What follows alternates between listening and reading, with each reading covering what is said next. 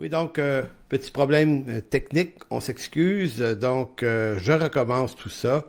Donc, une bonne matinée à tous ce matin, en ce dimanche 20 février de l'an 2021. Donc, ça me fait plaisir d'être avec vous pour la prédication du dimanche de l'Église en chemin. Donc, ce matin, on poursuit notre série qui s'intitule Lettres de Paul aux Romains. On est rendu à la séance 40. Donc, pour ceux qui désirent peut-être avoir accès aux autres prédications, c'est-à-dire que les 39 autres, elles sont placées sur mon blog que je vais mettre en ligne sur Facebook cette semaine pour ceux qui voudraient voir les 39 autres séances. Et également, on a une page, une chaîne YouTube où tout ça se trouve là également. Donc, ce matin, quelques annonces avant d'aller plus loin. Donc, comme vous le savez, on avait annoncé qu'on serait en personne aujourd'hui à notre église. On devait être là après-midi à 1h30. Finalement, étant donné les nouvelles, le dégellement des consignes sanitaires et le retour des églises sans passeport vaccinal à partir du 27, dimanche prochain, on a choisi d'attendre le 27 pour pas avoir à se taper la gestion inconfortable de ce passeport. Donc, dimanche prochain, nous serons à 13h30 en direct à notre église à Montréal à 13h30 et les célébrations sont également en ligne sur Facebook Live lorsqu'on est là-bas, avec un petit plus cependant, c'est que on diffuse la célébration presque au complet avec les chants et tout ça, donc quand on est en direct à l'église, il y a un plus quand même. Donc, ça, c'est la première annonce. La deuxième annonce, c'est que ce jeudi, donc jeudi le 24 à 19h, je débute un nouveau cours biblique, comme j'ai l'habitude de le faire depuis quelques années, les jeudis soirs. Donc, cours biblique en ligne, gratuit, sans inscription, jeudi 19h le soir. Ça va durer moins d'une heure. Ça va s'intituler Plaire à Dieu. Et plaire à Dieu, qu'est-ce que c'est? Qu'est-ce que c'est ce cours-là? Ben, c'est un cours dans lequel on va explorer ensemble quelques fondements du christianisme et de la marche chrétienne. Et j'ai toujours de la difficulté à expliquer le contenu de ce cours-là parce que c'est pas un cours dans lequel il y a un sujet unique et précis, mais c'est comme si on avait une construction à faire, là, un bâtiment à ériger quelque part. Il faudrait préparer le terrain avant. Et préparer le terrain pour que la construction se passe bien. Ben, si on établit, si on compare la construction à notre marche avec Dieu, notre relation avec Dieu, eh bien, comment on prépare le terrain? Donc, il va être question de toutes sortes de choses dans ça. La grâce de Dieu, l'amour de Dieu, la rédemption, mais également le péché, le bien et le mal. Et qu'est-ce que c'est que toutes ces choses qui sont nécessaires de comprendre pour se donner une marche avec Dieu qui soit dans l'équilibre de l'Écriture et non pas dans l'équilibre de nos raisonnements personnels. Ce cours-là, que j'ai donné à plusieurs reprises en mémoire, est un des cours pour lequel je recevais beaucoup de commentaires comme quoi c'était très restaurateur comme cours pour ceux qui ont décroché de leur vie chrétienne, de leur marche avec Dieu, de leur Église, qui ont décroché de l'Écriture. Donc le but, c'est de vous raccrocher à quelque chose, de renouer votre excitation de marcher avec Dieu. Je ne suis pas certain que je vais atteindre le but de le faire avec tout le monde, mais ça, c'est vraiment mon but, c'est vous redonner envie de marcher avec Dieu. Donc voilà pour cette deuxième annonce. Troisième annonce, c'est on retourne en présentiel, donc je l'ai dit tout à l'heure, dimanche prochain. Donc ça veut dire que pour les prochaines semaines, prochains mois, on va revenir à l'activité normale de l'Église. Et gloire à Dieu, on a bien hâte de ça, parce que dans notre Église, on fait beaucoup d'agapés, on fait beaucoup de communion fraternelle, notamment l'été, on fait des pique-niques, on en fait chez nous, on en fait ailleurs. Donc on a bien hâte de ça. Donc on va redémarrer la roue. On va tenter également de mettre sur place une école du dimanche aussi. On a quelques personnes déjà pour s'en occuper. Si jamais il y a des gens parmi vous qui savez faire ça, vous voulez donner un coup de main, ben ça va être un besoin, ça, dans l'Église en chemin en 2022. Donc, il y a tout ce qu'il faut hein, comme équipement où on est. C'est juste qu'il va nous manquer de la main-d'œuvre. Évidemment, on sait à quel point l'école du dimanche, c'est pas le ministère le plus populaire, mais il y a des gens qui ont cet appel-là, et puis tant mieux, et gloire à Dieu pour ceux qui l'ont.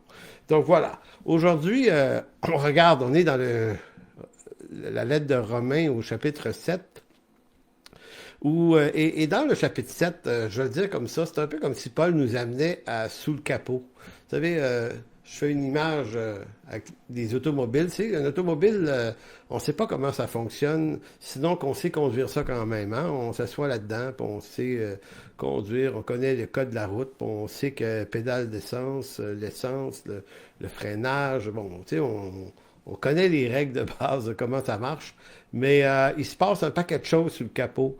Et derrière, sous la carrosserie, là, le nombre de choses qui se passent en secret. On n'a aucune idée de toutes les interactions qu'il y a en dessous de ça qui fait que ça fonctionne. Ben, c'est un peu ça, Romains 7, tant qu'à moi. C'est comme si Paul nous faisait plonger dans le moteur des choses. Il nous présente au moins 4 choses dans ce chapitre-là. Euh, la loi, le péché, la mort et la grâce. Donc, 4 choses qui sont mises l'une derrière l'autre et il tente de nous expliquer les mécanismes, les relations, les rapports que ces éléments-là ont l'un avec l'autre. Et lorsqu'on comprend bien ça, quand on comprend bien ça, il y a énormément de choses qui se démêlent dans notre tête concernant la rédemption, l'œuvre de la rédemption. Donc, autant Paul nous fait découvrir la profondeur de la perdition de l'homme, autant, dans ce chapitre-là, il nous fait découvrir la grandeur de la solution qui se trouve en Jésus-Christ. C'est un des chapitres de la Bible, je dirais, ou du Nouveau Testament, qui nous amène de notre perdition, mais totale, bas, bas, bas. Là. Tu peux pas être plus bas que mort, là, tellement que tu es perdu, à l'extrême grandeur de la solution qui est en Jésus-Christ. Donc, en d'autres mots, il y a un écart dans ce chapitre-là entre la perdition et la rédemption qui est magistralement présenté par l'apôtre Paul. Donc, ça va être intéressant de démêler. Donc, il faut démêler une chose, et c'est un peu ce que Paul fait. Parce qu'il parle de la loi, hein, il dit, si nous ne sommes plus sous la loi, mais plutôt sous la grâce, est-ce que ça signifie que la loi est inutile? Est-ce que ça signifie que la loi est mauvaise? Est-ce que ça veut dire que la grâce représente mieux ce qui est le cœur de Dieu? Parce que c'est une conclusion facile auquel on pourrait arriver. On pourrait dire, non, la loi, ça ne représente pas vraiment le cœur de Dieu, c'est négatif, c'est exigeant, c'est pesant, la loi, tu sais. Et la grâce, ça, c'est beaucoup plus le caractère de Dieu. Mais en fait, le défi de Paul, c'est de nous prouver le contraire. C'est-à-dire que la question, c'est pas de savoir qu'est-ce qu'il y a de mieux entre la loi et la grâce, mais c'est de nous expliquer le mandat ou les mandats de chacune de ces forces, parce que la grâce n'est pas aussi majestueuse que si elle n'est pas mise en parallèle avec la loi. Donc, c'est par la loi qu'on a accès à la grâce. C'est pour ça que l'apôtre Jean, dans sa premier chapitre de sa lettre, de son évangile, il va dire, en parlant de loi et grâce, il dit, on a reçu grâce sur grâce, une grâce après l'autre. Donc pour lui, la loi est aussi une grâce de Dieu qui est salutaire. Non pas que le salut vient par la loi, mais le salut vient en Jésus-Christ, mais Jésus-Christ nous est proposé comme une solution à la condamnation de la loi. Donc, Paul entre dans ça, dans Romains 7, et c'est pour ça que c'est un chapitre qui est très, très dense. Beaucoup de chrétiens n'aiment pas lire ce chapitre parce que c'est un peu comme un brouillon, c'est un peu comme embrouillé, je dirais plutôt. Donc, donc on pourrait avoir aussi l'impression que que la loi est un peu l'échec de Dieu. Donc Dieu a donné la loi pour donner à l'homme une mesure, une démarche de salut, et ça n'a pas marché. Donc l'homme ayant échoué devant la loi, comme si Dieu réunit le conseil de la Trinité, puis dit, regardez les gars, il va falloir réfléchir à ça. Ils sont vraiment trop perdus, là. La loi, ça impère encore plus. Fait que c'est pas le bon moyen. Fait qu'il va falloir trouver quelque chose d'autre. Fait que j'ai un plan, j'ai une idée, gars, mon fils, tu vas te faire homme, tu vas aller mourir, tu vas aller mourir pour leur péché, qui est la transgression de notre loi. Comme ça, on va pouvoir les sauver par grâce. Hein? On le fait. Tu sais, c'est un peu l'idée, là. Tu sais. Et là, ils sont trop idiots pour payer le prix de la sanctification par la loi, donc on va le rendre gratis. On dit au Québec gratis, plutôt dire gratuit, là. Mais c'est ça un peu. Bon, c'est grossièrement présenté, ce que je vous dis là. Mais c'est presque ça que j'ai presque déjà, ben presque, j'ai presque souvent entendu ça de la bouche des chrétiens. Hey, on n'est plus sous la loi, on est sous la grâce. Donc c'est comme si on démesurait les choses de la pire des façons, comme si la grâce était supérieure à la loi en ce sens où la loi c'était juste, ça avait juste été comme une mauvaise idée, un mauvais truc. Et maintenant, Dieu a abaissé ses standards et l'apôtre Paul va dire non, c'est pas une histoire d'abaissement des standards, c'est une question d'alliance et de mandat. Donc au verset 6 de Romains 7, et laissez-moi prendre une petite gorgée. Verset 6, chapitre 7 de Romains. Mais maintenant, nous avons été dégagés de la loi, étant morts à cette loi, sous laquelle nous étions retenus, de sorte que nous servons dans un esprit nouveau et non selon la lettre qui a vieilli. Retenez l'expression lettre qui a vieilli, très important, on va y revenir, et retenez étant mort à cette loi. Donc, Paul parle de la loi comme quelque chose qui nous amène à la mort. Un. Et deux, il parle de la loi comme étant une lettre qui a vieilli. Retenez ça. Verset 7. Que dirons-nous donc? La loi est-elle péché? Loin de là. Mais je n'ai connu le péché que par la loi. Car je n'aurais pas connu la convoitise si la loi n'eût dit, tu ne convoiteras point. Et le péché saisissant l'occasion, retenez l'expression, le péché saisissant l'occasion, cette même expression revient au verset 11 un peu plus loin. Donc, et le péché, c'est comme un profiteur, là, saisissant l'occasion, produisit en moi par le commandement, la loi, toutes sortes de convoitises, car sans loi, le péché est mort. Car sans la loi, le péché est mort. Pour moi, étant autrefois sans loi, je vivais, mais quand le commandement vint, le péché reprit vie. Sans loi, hein, pour moi étant autrefois sans loi, je vivais, mais quand le commandement, la loi est venue, le péché reprit vie. Et moi, je mourus. Vous voyez le jeu, là. Sans la loi, c'est pas que je suis pas pécheur, c'est juste que rien me condamne officiellement et légalement. Donc, quand la loi et le commandement arrivent, là, ça expose ma faute et ma faute me condamne à mort. Ça, je mourus. Verset 10. Ainsi, le commandement qui conduit à la vie se trouva pour moi conduire à la mort. Qu'est-ce que ça dit, ça? C'est que la loi est bonne, elle est juste, elle est pure. Donc, il est supposé de conduire à la vie. La loi ne me dit pas de pécher, elle me dit de ne pas pécher, de faire les bonnes choses pour avoir la vie. Donc, il dit, le commandement, on pourrait dire, qui est supposé conduire à la vie, se trouva pour moi me conduire à la mort. On dit, OK, il y a quelque chose qui cloche. Verset 11. Car le péché, saisissant l'occasion, me séduisit par le commandement et par lui me fit mourir. Donc, Paul dit, le problème, c'est pas la loi. La loi me fait mourir, oui, mais le problème n'est pas dans la loi, mais dans le péché.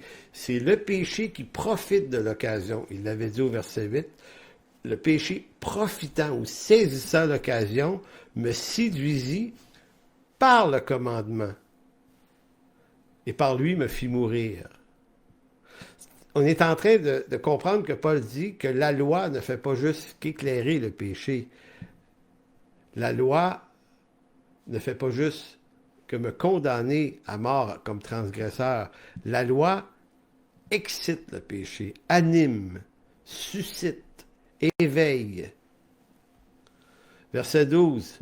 La loi donc est sainte et le commandement est saint, juste et bon. Trois choses. Saint, juste et bon. Donc, c'est une façon, comme si on disait, Paul fouille sous la tôle, dans le capot, pour essayer de nous faire comprendre des choses sur la loi, le péché, la mort. Puis là, il tente de bien nous faire comprendre, écoutez les amis, le problème, c'est pas la loi. La loi, elle fait juste mettre tout ça en lumière. Pourquoi? Parce que la loi, elle est sainte, elle est juste et elle est bonne. Ça nous rappelle Romains 12.2, la volonté de Dieu est bonne, agréable et parfaite. Le problème, c'est jamais Dieu, C'est jamais la loi, c'est jamais les commandements, ni l'Écriture. Le problème, c'est le péché qui nous habite, qui corrompt les choses. Verset 13. Ce qui est bon a-t-il donc été pour moi une cause de mort? Non, loin de là. Mais c'est le péché. Donc, la loi me condamne à mort, mais à cause du péché, pas à cause de la loi elle-même, afin qu'il se manifestât comme péché en me donnant la mort par ce qui est bon, et que par le commandement, il devint condamnable au plus haut point. Donc, si vous avez bien suivi cette lecture, enrichie de quelques commentaires, vous avez vu à quel point le texte est dense. Hein? Il y a du matériel dans ça. Donc, commençons par un premier énoncé, la lettre qui a vieilli. Le mot vieillir, ici, le verbe, c'est paléaiotes. Paléiotes, on tient de ce mot en français le mot paléontologie.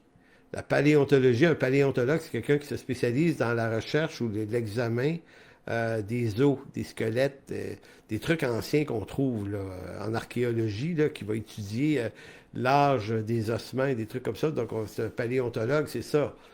Donc, le mot vient de palaiotes ici. Donc, c'est l'usage, c'est le mot que Paul utilise pour dire que la lettre, là, elle a vieilli. C'est comme une chose ancienne qu'on retrouve maintenant. Donc, ce que ça pourrait laisser entendre, c'est la lettre qui a vieilli. En d'autres mots, vieillir au sens, parce qu'on peut donner deux sens à ça, vieillir au sens que c'est quelque chose de dépassé, c'est quelque chose de pas très bon. Ça a mal vieilli et le progrès a fait mieux. Donc, c'est comme si la grâce devenait le progrès par rapport à la loi. Mais c'est pas dans ce sens-là que Paul utilise le mot vieilli. Le fait que la loi est décrite comme quelque chose qui a vieilli ne veut pas dire qu'elle est dépassée, mais simplement qu'elle a rempli le mandat pour lequel elle a été donnée. Donc, la loi est bonne, juste, pure, sauf que elle n'est plus elle n'entre plus dans notre rapport direct avec Dieu au sens rédemptif du terme. Au sens éthique du terme, oui, la loi est bonne et juste, elle doit toujours être honorée de nous. Mais au sens de la mécanique rédemptif, elle a déjà accompli son travail. De quelle façon? Ben, elle nous a condamnés à une mort juste, et notre mort, à nous, comme enfants de Dieu, a été placée dans la mort de Christ. Donc, Christ, en mourant à la croix, pour nous, a fait mourir la mort qui nous était due en Adam. Donc, c'est pour ça qu'on dit la mort a rencontré sa mort en Jésus-Christ, en vue de la vie éternelle.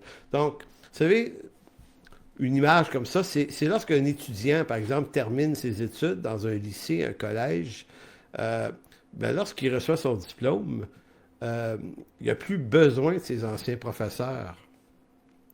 Mais ça ne veut pas dire que ses anciens professeurs ne sont pas bons, qu'ils sont désuets.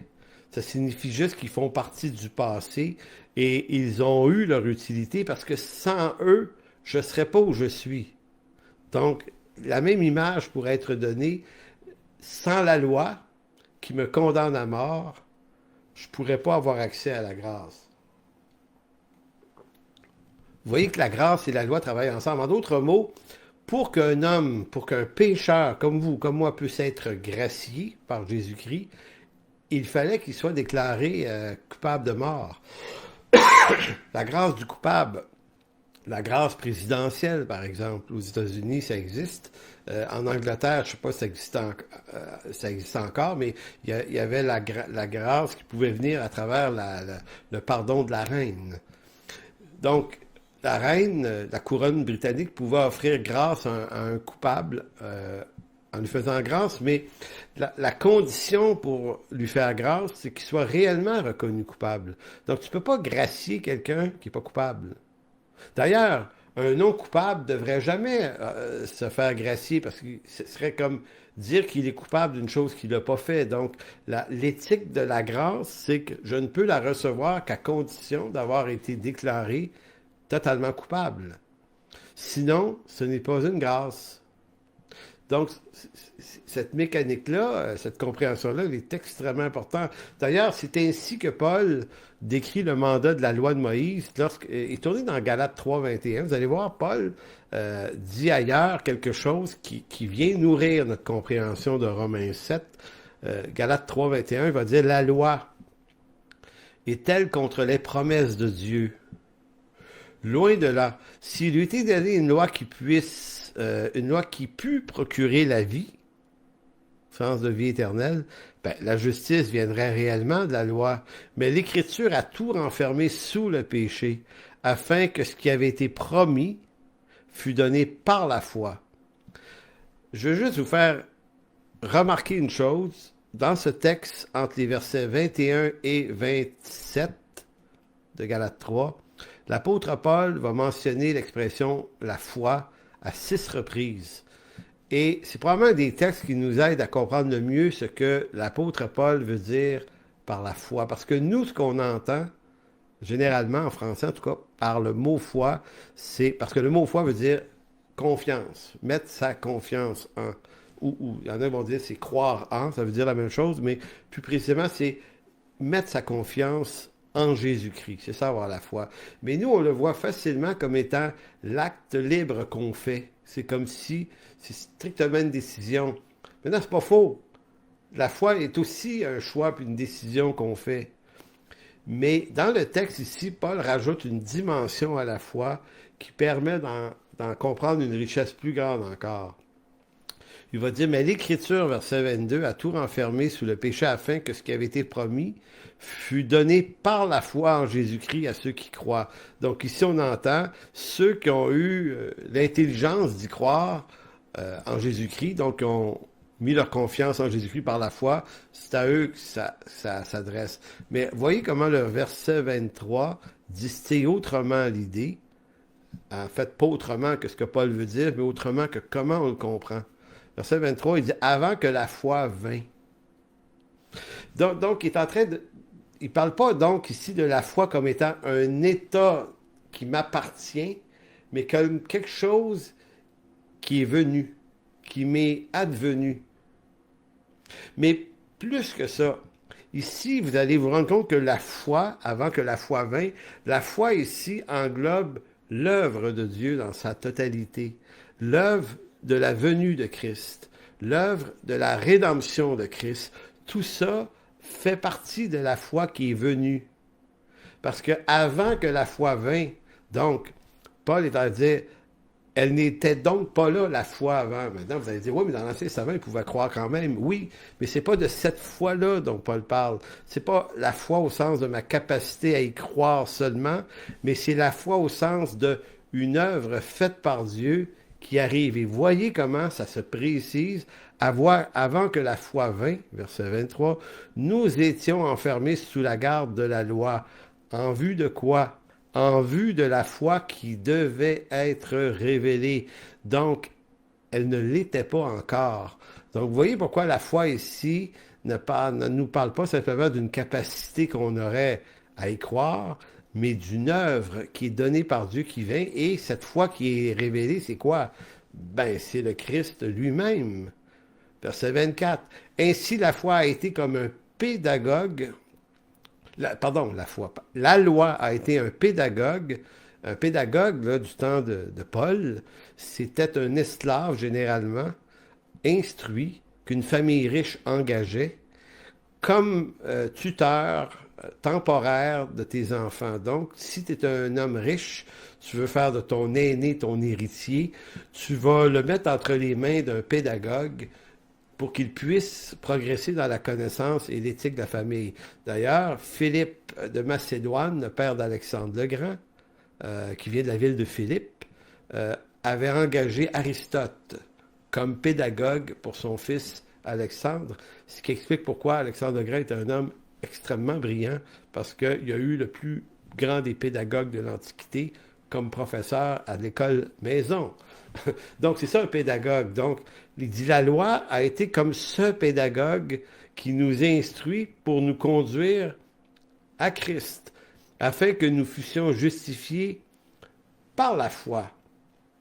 Verset 25, La foi étant venue, hein, vous voyez encore cette expression, puisque la foi est venue, donc puisque Christ et son œuvre sont venus, nous ne sommes plus sous ce pédagogue, car vous êtes tous fils de Dieu par la foi. Donc, l'œuvre de la foi en Jésus-Christ, vous tous qui avez été baptisés en Christ, vous avez revêtu Christ.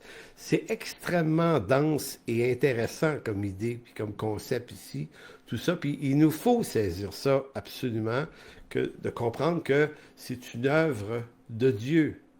Donc, ici encore, dans Galates 3, Paul ne rejette pas la loi comme inutile. Vous voyez? Il ne dit pas, elle n'est pas bonne, elle est inutile, c'est une vieille affaire. Oui, elle a vieilli au sens qu'elle est un ancien mandat, mais si on n'est plus sous la loi, c'est parce que la loi a fait son travail. Le mandat de la loi n'est pas de conduire l'homme au salut, mais à sa condamnation à mort, de telle sorte qu'en Jésus-Christ, il trouve, le pécheur, celui par qui il est délivré de la mort. Donc, je reviens encore, fallait que la loi te condamne à mort pour que Christ puisse te faire grâce. Donc, sans la loi, pas de grâce possible. C'est intéressant. Sans la loi qui te condamne, tu ne peux pas recevoir la grâce. Donc, voyez-vous pourquoi Jean dit « On a reçu grâce sur grâce » dans Jean 1, l'Évangile de Jean. Une grâce après une autre. Donc, c'est intéressant de voir la connexion entre les deux alliances pour en voir la continuité, la richesse de la continuité. Tournons dans 2 Corinthiens 3, versets 6 à 9. 2 Corinthiens 3, 6 à 9, Paul parle encore de la loi ici. Ici, c'est la fameuse expression « la lettre qui tue ». J'avais entendu une 25-30 années, j'étais dans un groupe de prière, je nomme pas le groupe, c'est pas important de le dire, mais certaines personnes qui avaient une très mauvaise théologie avaient cité ce texte. On n'était plus sous la loi, c'est-à-dire qu'on n'a plus besoin de tant que ça de la Bible, la parole de Dieu, parce que c'est la lettre, ça. Et eux, ils opposaient la Bible, les textes bibliques, à la vie selon l'esprit. Donc, c'était un mouvement charismatique qui voyait que maintenant, on ne marchait que par la puissance du Saint-Esprit. On n'a pas tant besoin de l'Écriture, parce que l'Écriture, c'est la lettre. Et si tu as trop de lettres, ben, ça tue l'esprit. C'était ça un peu l'idée. Et il se servait de ce texte-là, mais sans trop le comprendre. Relisons-le. Verset 6, 2 Corinthiens 3, 6.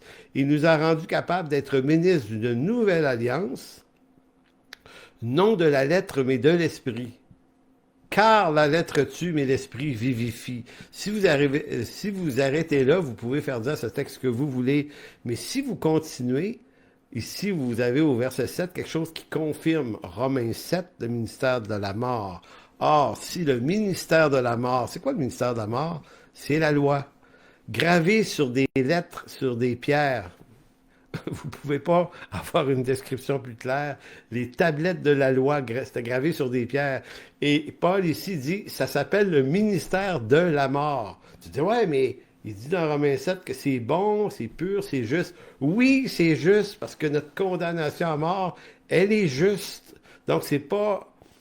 C'est mort dans le sens qu'il fallait qu'elle te condamne à mort pour que tu puisses être gracié. Donc, si le ministère de la mort gravé avec des lettres sur des pierres a été glorieux au point que les fils d'Israël ne pouvaient fixer les regards sur le visage de Moïse à cause de la gloire sur son visage, bien que cette gloire fût passagère, combien le ministère de l'Esprit sera-t-il plus glorieux? Si le ministère de la condamnation était glorieux, le ministère de la justice est de beaucoup supérieur en gloire. Donc le ministère de l'Esprit ici, c'est pas au sens charismatique du terme, c'est-à-dire que avec tous les dons, le parler en langue, et puis on s'excite dans la joie du Seigneur.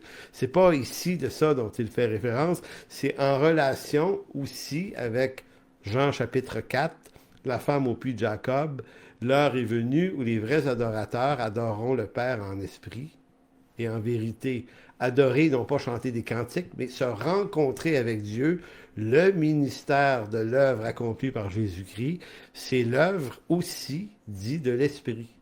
C'est une réalité spirituelle, c'est une richesse, c'est un peuple non plus terrestre au sens où Israël était un peuple de Dieu terrestre, mais ici on entre dans une réalité du royaume de Dieu, un peuple spirituel qui n'appartient plus à une langue, à une descendance en particulier, mais on est la race des nés de nouveau. On appartient à Jésus-Christ et cette terre nous rend étrangers. Nous sommes des étrangers dans ce monde, donc les grandes questions économiques, financières, politiques de ce monde nous deviennent de plus en plus étrangères. On ne se battra pas pour ça, même si ça pourrait valoir la peine. Ça fait partie, ça, des inquiétudes de l'homme sans Dieu, de vouloir sauver des phénomènes politiques. Je vois des chrétiens s'embarquer émotivement à fond dans ça.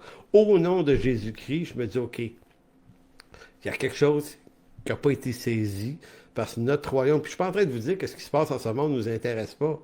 Je suis en train de vous dire que ce n'est pas notre principale préoccupation. Ça fait partie des préoccupations qui sont en périphérie parce que nous, le seul gouvernement que l'on considère comme le premier dans nos vies, c'est le gouvernement de Christ et cette nouvelle réalité du royaume de Dieu.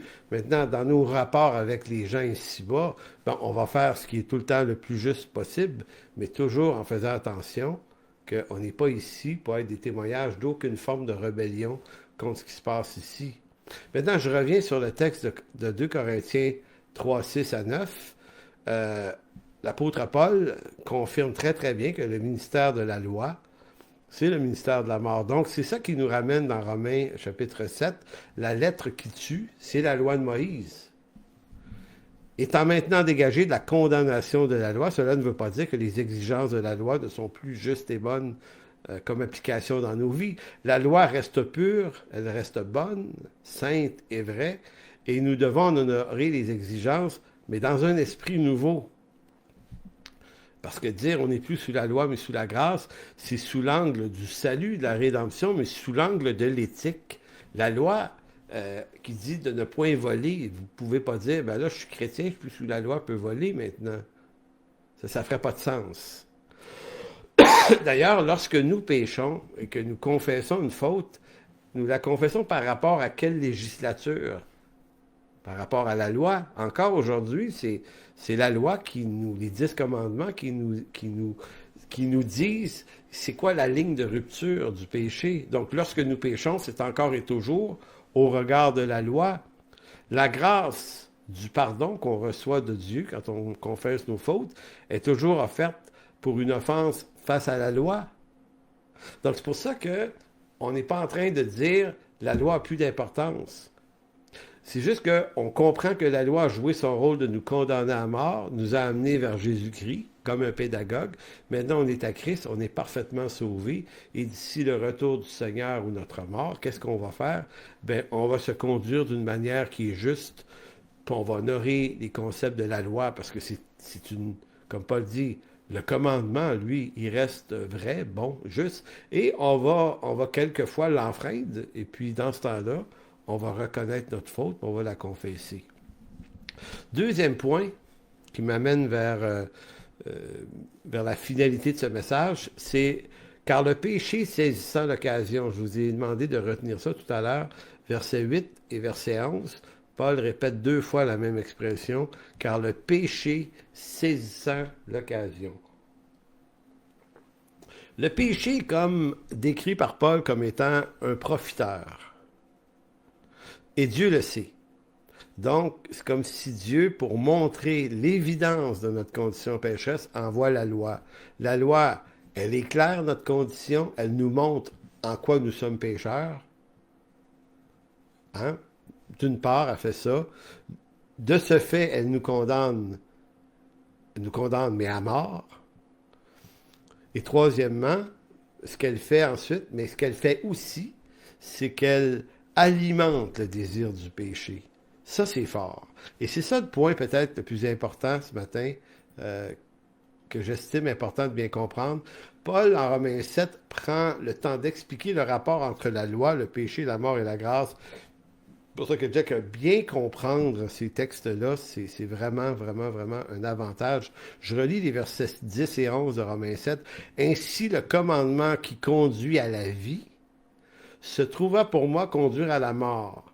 Car le péché, c'est sans l'occasion, me séduisit par le commandement et me fit mourir. Vous avez tout là, dans ces deux versets-là. Et là, retenons, le commandement qui conduit à la vie. Donc, pourquoi? Ben parce que la loi est pure, est bonne, est juste, elle représente la sainteté de Dieu. Donc, c'est pas une valeur ajoutée négative. Dieu n'est pas que la loi, mais la loi représente également ce que Dieu est ou ce que Dieu n'est pas dans son contraire. La grande question qui ressort de ce texte de Romains 7 est la suivante.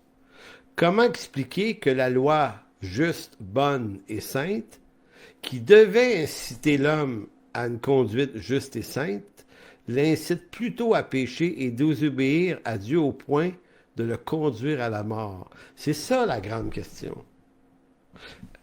Je le répète sans lire ma phrase. La loi est bonne, est pure et juste. Donc, elle devrait normalement, parce qu'elle est commandement de Dieu, et moi je suis créature de Dieu, elle devrait m'inciter à répondre à l'offre de me conduire selon elle.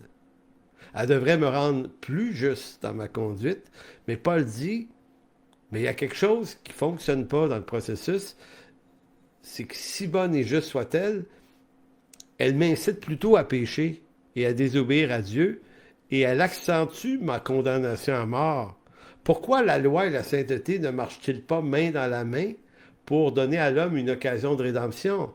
La loi qui est juste, qui est pure, offerte à l'homme, ne devrait-elle pas le conduire à plus de sainteté? Est-ce qu'il n'y a pas une certaine logique dans ça? Paul dirait, oui, il y a une certaine logique dans ça, mais la logique ne fonctionne pas. Pourquoi? Pourquoi ça ne fonctionne pas? Il dit deux fois, c'est le péché qui saisit l'occasion. Le péché rentre là-dedans. C'est que s'il n'y avait pas de péché dans nos vies, si on n'était pas pécheurs, ça fonctionnerait. Le commandement de Dieu ne poserait aucun problème à l'homme qui obéirait sans même forcer. Mais là, Paul dit, mais à cause du péché qui réside en nous, ce qui était supposé produire de la sainteté, produit plutôt la mort. Il n'y a aucun doute que la loi de Dieu est bonne et juste. Alors pourquoi est-elle incapable d'améliorer ma condition humaine et pourquoi stimule-t-elle même l'attraction du péché en moi? C'est là le dilemme de l'apôtre Paul en ce chapitre. Pourquoi ce qui est juste et bon se retrouve à m'amener moi à la mort? Écoutez, je vais vous donner une illustration que je trouve intéressante pour montrer comment le péché agit dans nos vies. Vous allez voir, c'est pittoresque comme exemple. Imaginez qu'on est l'hiver dans un beau parc, il fait ensoleillé, il fait moins 5 degrés, c'est pas trop fret. Puis là, on a une gang de jeunes avec le patin d'un pied, puis on s'apprête à jouer un match de hockey, là. Puis on aime ça ici au Québec, un match de hockey, là, c'est le fun, on veut jouer à ça. Et là, vous avez le gardien du parc qui débarque avant le match, puis qui réunit tous les jeunes, qui leur dit, écoutez, je vous souhaite un bon match de hockey, les gars, mais juste avant, j'aimerais vous dire que voyez-vous le gros banc de neige de l'autre côté de la bande ici, là, qu'on est obligé de faire pour dégager la patinoire de la neige, là, gros banc de neige. On va vous demander, on vous interdit de monter dessus, parce que c'est dangereux, on peut se blesser. Fait que, jouez au hockey, mais allez pas sur le banc de neige. Bon.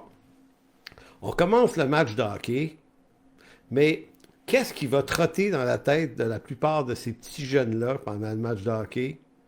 Ils vont jouer tout le match en ziotant le banc de neige parce que puisque c'est interdit d'y aller, ça éveille en eux le désir d'y aller. Et quand le gardien du parc sera plus là puis que le match de hockey sera terminé, comment on gage qu'une partie des jeunes vont gravir le banc de neige? Absolument. Ben, c'est ça le péché. Maintenant, s'il n'y avait pas eu de monsieur qui serait venu leur interdire le banc de neige, le banc de neige aurait été là pareil. Probablement que la majorité des petits jeunes seraient partis chez eux après le match. Le banc de neige n'aurait pas tant d'intérêt. Bon, peut-être qu'il y en a qui seraient allés pareil, là, parce que c'est toujours le fun d'un petit gars de monter un banc de neige. Mais ici, c'est l'exemple. Et moi, je me reconnais dans cet exemple-là parce que il me semble que c'est ça la vie. On est bâti de même. Quand une chose nous est interdite, elle nous intéresse davantage. Ben, c'est ce que Paul dit dans Romains 7. La loi, là, a été donnée, puis elle a comme amplifié le désir du péché, Le péché, saisissant l'occasion, crée de nouvelles convoitises. Donc, c'est le péché qui m'habite. Ce n'est pas la loi qui est coupable du problème, nous dit l'apôtre, mais c'est le péché. Le péché est stimulé par la loi. C'est parce que l'essence même de la condition pécheresse est avant tout une rébellion contre Dieu. Il faut comprendre que le péché est apparu en Genèse 3 par une rébellion. C'est le premier point de fracture entre Dieu. C'est pas strictement une question de mentir. Tu sais, il y a plein d'autres commandements, mais ce qui est au cœur de la chute adamique, c'est une rébellion contre Dieu. Donc, c'est parce que l'essence même de la condition pécheresse est avant tout une rébellion contre Dieu, et ça depuis la chute. De ce fait, l'homme est par nature rebelle à Dieu. Cette rébellion est d'autant plus activée lorsque Dieu parle. Donc, lorsque Dieu donne un commandement, comme le gardien du parc, il suffit que Dieu nous dise de ne pas faire une certaine chose, que la chose prend de l'intérêt, de la valeur et que ça s'anime en nous. Ça ne ferait pas ça si nous n'étions pas pécheurs, mais puisque nous le sommes, c'est ça qui se passe. Le commandement de Dieu agit de la sorte, c'est-à-dire qu'il met en lumière la condition de l'homme pécheur, chose que ce dernier déteste au plus haut point. Et dès que Dieu propose au cœur rebelle de l'homme quelque chose qui est contraire à sa nature de pécheur, quelque chose de juste et saint selon Dieu, l'homme pécheur se trouve entraîné par les rouages de sa résistance, qui en son cœur l'attire à la rébellion. C'est comme ça que fonctionne le péché. C'est pour ça que la rébellion, c'est la chose qu'on devrait le plus surveiller dans nos cœurs. Là, je ne parle pas ici d'avoir des accords sur des questions. Là. On peut penser différemment, pas de la rébellion. Là.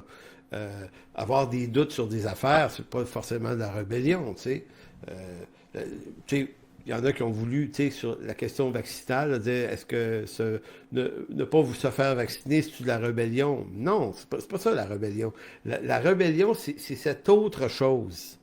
C'est tout ce qui, dans nos cœurs, nous amène à vouloir absolument désobéir.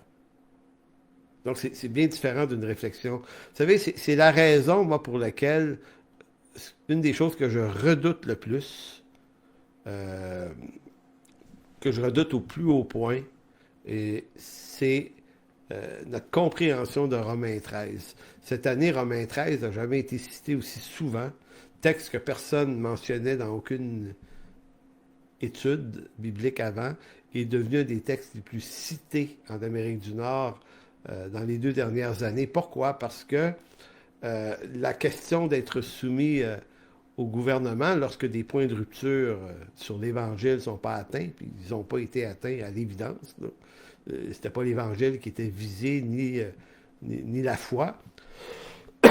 Mais jamais j'ai entendu autant d'enseignements qui ont réutilisé Romains 13 pour le spinner à l'envers. Il fallait absolument défaire Romains 13, on dirait, pour pouvoir expliquer pourquoi on s'en prenait violemment au gouvernement avec toutes sortes d'accusations qui étaient des formes de rébellion, mais là, il fallait se trouver une façon d'expliquer que c'est correct de le faire pareil. Voyez-vous, c'est un peu comme si le muscle de Romains 7 a explosé cette année. À quel point, dès que quelque chose d'un peu plus autoritaire nous impose, là je ne parle pas de vaccin, mais nous impose juste les trucs sanitaires, voyons, les exigences sanitaires, là, il nous est demandé, et là, ça vient agacer quelque chose en nous au plus haut point. Et c'est là que c'est intéressant. Puis je suis pas en train de dire que tout ça, toutes nos réactions sont des formes de rébellion. Je suis juste en train de dire que l'homme est par nature humaine rebelle à Dieu, donc rebelle à toute forme d'autorité, et que c'est cette affaire-là qu'il fallait d'abord remarquer. Je vais dire un petit dernier commentaire là-dessus. Un ami m'a envoyé un petit texte personnellement, la semaine passée, il y a 2 semaines. Il disait qu'il faut que le gouvernement plie sous l'exigence de la population, en tout cas d'une partie de la population. Il dit, il faut que le gouvernement les écoute. Il va falloir qu'ils se soumettent à ce que le monde veut. On est en démocratie. Puis moi, je lui réponds encore à main celle, ben, j'ai dit, c'est parce que l'Écriture te dit le contraire, mon ami. Elle te dit que c'est plutôt à toi de te soumettre au gouvernement. Tant est que la foi n'est pas attaquée, là. C'est ça plutôt, là. Et là, il a bloqué, il m'a dit, ouais, ok, ouais, je comprends ce que tu veux dire. Ben, j'ai dit, ben, c'est parce que là, tu peux pas penser n'importe quoi comme croyant. Il y a l'Écriture qui t'impose une matrice qui est assez claire. Puis tu dois faire attention à ce que tu vas faire, parce que tu vas dire. Parce que, pas juste parce que le gouvernement le demande, mais c'est parce que on doit comprendre, on doit s'examiner nous-mêmes dans ça. Et moi, aujourd'hui, ce que j'en fais de ce que je vous dis là, c'est que je comprends de mieux en mieux que mon pire ennemi, là, c'est pas les autres. Même s'ils peuvent être des ennemis à leur façon, là. Mais la personne qui est la plus dangereuse pour moi-même, c'est mon état de rébellion qui séjourne en moi. Alors, ou bien je trouve une façon de le faire taire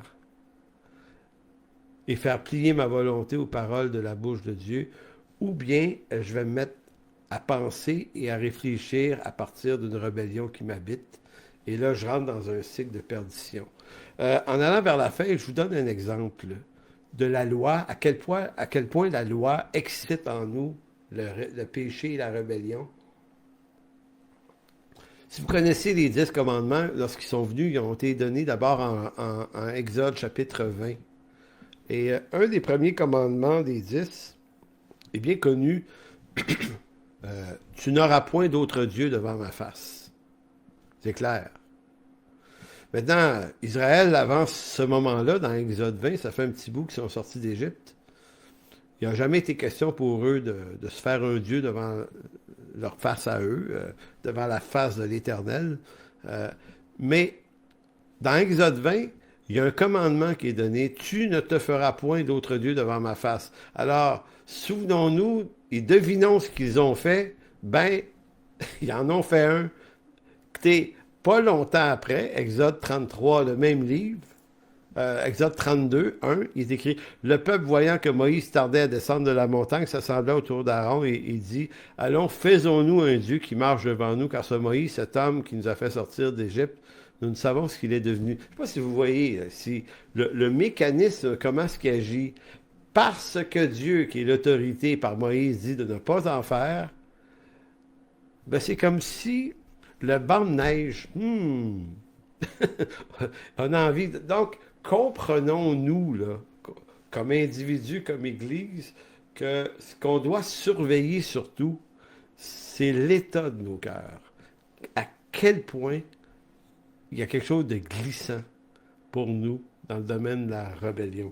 En conclusion de quoi, de quelle façon le cœur de l'homme s'endurcit-il devant Dieu? Et là, je mets en toile de fond l'endurcissement du cœur de Pharaon, parce qu'on se dit tout le temps, comment Dieu a-t-il endurci le cœur de Pharaon? Il n'a pas aidé Pharaon à s'en sortir. Tu sais. Il est écrit, j'endurcirai le cœur de Pharaon. On ne peut pas l'interpréter autrement. Dieu dit, j'endurcirai le cœur de Pharaon. Et pourtant, la lettre de Jacques nous dit, Dieu n'invite personne au mal. Dieu n'incite jamais personne au mal.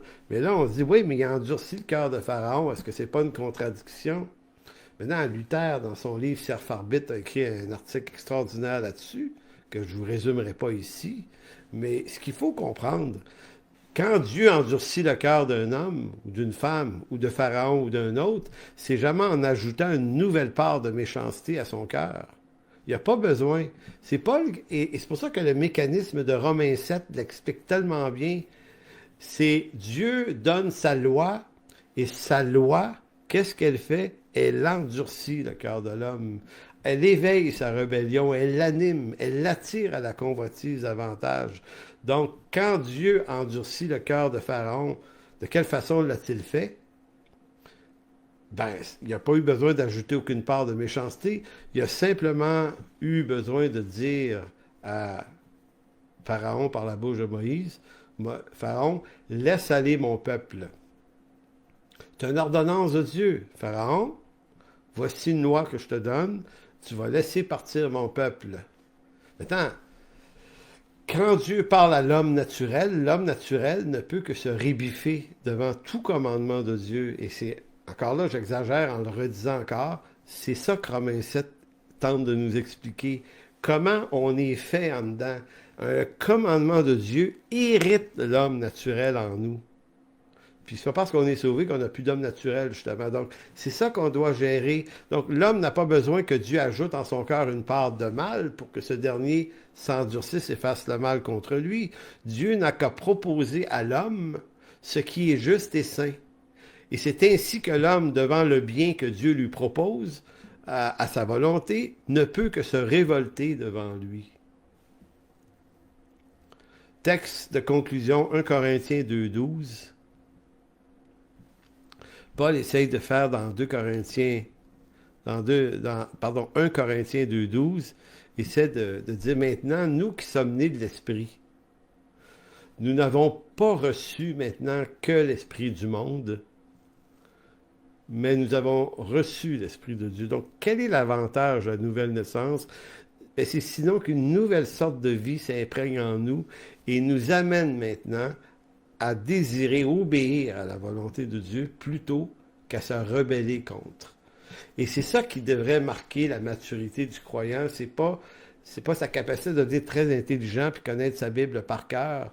C'est l'intention de Dieu par l'instruction et l'Esprit Saint qui vit en nous, c'est de nous amener dans une nouvelle sorte de vie qui ne sera pas parfaite à cause qu'on est dans la chair, mais une nouvelle intelligence renouvelée qui nous amène à apprécier la volonté de Dieu, à apprécier sa parole, apprécier ses commandements. Et c'est pourquoi on entend un David crier dans le psaume 119 à quel point la loi est sainte et qu'elle est bonne, qu'elle est l'objet de son adoration. Donc on se dit, OK, comment il faisait pour adorer?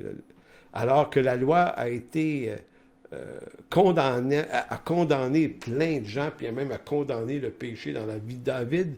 Mais David est un homme qui appartient à Dieu, qui a cette vision spirituelle des choses selon laquelle la parole de Dieu est bonne. Donc, 1 Corinthiens 2,12, « Or, nous n'avons pas reçu l'Esprit du monde, mais l'Esprit qui vient de Dieu afin que nous connaissions les choses que Dieu nous donne par sa grâce. » Donc, dans l'œuvre de la foi qui est venue, qui a été révélée, qui nous a été donnée par grâce, nous vient aussi des choses de l'Esprit.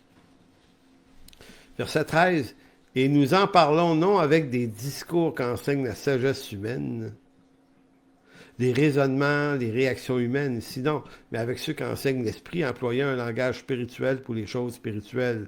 Mais l'homme animal ne reçoit pas les choses de l'Esprit de Dieu, car elles sont une folie pour lui. » Comme Pharaon, quand Dieu lui dit « Laisse aller mon peuple », c'est une folie pour lui. Il ne peut les connaître parce que c'est spirituellement qu'on en juge, ou c'est spirituellement qu'on les accepte, qu'on est capable d'y adhérer. L'homme spirituel, au contraire, juge de tout et n'est lui-même jugé par personne, car qui a connu la pensée du Seigneur pour l'instruire? Or, nous avons la pensée de Christ. Phrase de conclusion. Se peut-il que la grâce ne peut être offerte qu'à un condamné à mort? Si oui, alors cela veut dire que le couloir de la mort dans lequel on est placé à cause de la loi qui nous condamne devient pour nous qui sommes chrétiens le couloir qui mène à la vie. Donc, en conclusion de quoi? C'est pourquoi la loi est bonne. C'est pourquoi la loi est juste. Ben, c'est parce qu'elle éclaire notre condition. Elle nous fait connaître l'état de notre condamnation. Et en plus, nous conduit à Jésus-Christ par lequel on reçoit grâce et pardon. C'est extraordinaire, l'œuvre de Dieu. Quand on se met à comprendre tous ces modules de l'Écriture, comment ils s'imbriquent un dans l'autre pour construire une rédemption extraordinaire qu'on reçoit en Jésus-Christ. Donc, on va s'interrompre là-dessus. Seigneur, merci de bénir ta parole aujourd'hui. Merci pour ces textes, pour ces alliances, pour cette œuvre dont tu nous fais profiter sans même qu'on la comprenne complètement, parce que c'est aussi ça ta bonté, Seigneur. Lorsqu'on est de nouveau, lorsqu'on se donne à toi à un moment donné précis dans nos vies, c'est certainement pas parce qu'on a compris grand-chose. Peut-être qu'on a juste compris cette fois-là qu'on était perdu, qu'on avait besoin d'être retrouvé par toi, mais le reste, ça nous échappait complètement. Mais Seigneur, donc le salut ne vient pas par une parfaite compréhension, mais le salut nous est offert par une parfaite grâce. Et merci maintenant qu'on a reçu cette grâce de nous instruire dans ta parole, Seigneur, pour qu'on saisisse les subtilités de cette parole, parce que c'est à travers ces subtilités, ces vérités, que nous sommes de plus en plus libérés et affranchis. Merci de bénir le retour en présentiel des églises ici comme ailleurs au Québec, et que ça puisse être maintenant un moment idéal pour passer à autre chose, pour revenir à la reconstruction peut-être, à l'unification, Seigneur, à la paix. En tout cas, merci, Seigneur, de nous inspirer ce fruit de l'Esprit, afin qu'on puisse adhérer aux choses les meilleures. Merci, Père. Amen. Donc, un gros merci tout le monde. On se revoit donc la semaine prochaine, Dieu voulant, à l'église En Chemin, à Montréal, sur le boulevard d'Acadie, pour 13h30. Bienvenue à tous. Au revoir.